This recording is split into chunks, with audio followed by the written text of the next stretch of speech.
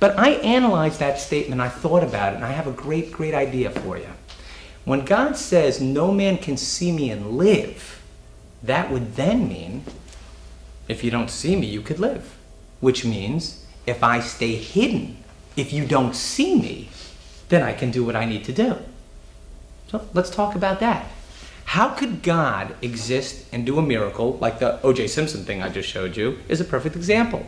No one had any idea that God was behind that, and only after the fact. Same with Saddam Hussein. He shot down all these missiles. He shot all these missiles on Israel, all these Scuds. Nothing happened. When did he get caught? On Purim.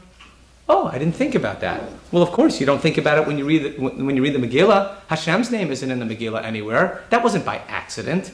That was done purposely. Because the very miracle of the Megillah, of Purim, of us being in this room today, was done through hidden means. I'm going to give you an example, just because you never thought about it.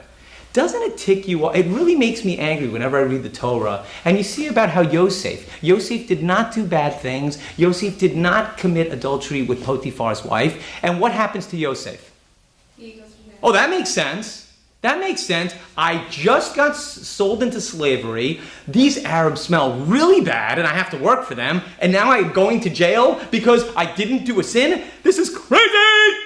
He must have went nutso. I mean, I know I would have. In fact, I am nutso, and that didn't even happen to me. So here's what ends up happening. He goes into jail. He tells him, oh, God does all these miracles. That this is what's going to happen to you. Oh, great. Oh, don't forget to mention me to God. No problem. What was it, 2 years or 3 years did he get for that one?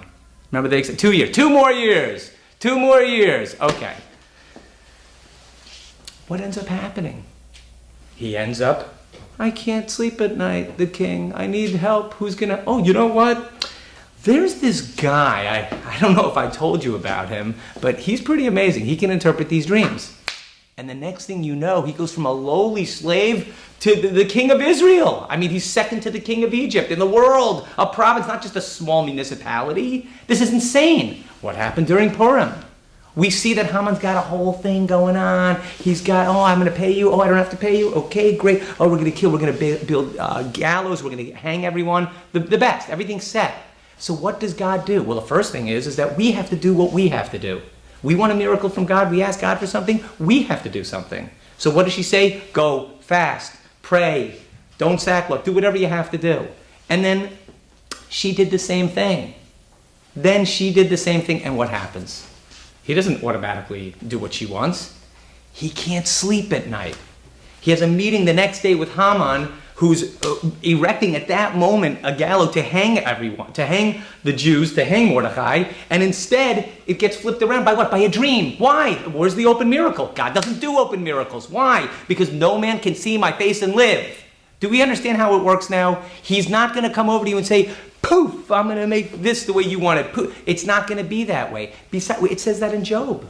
In the book of Job, it says, you weren't here when I created the world. My thoughts are not your thoughts. You don't know where I'm going with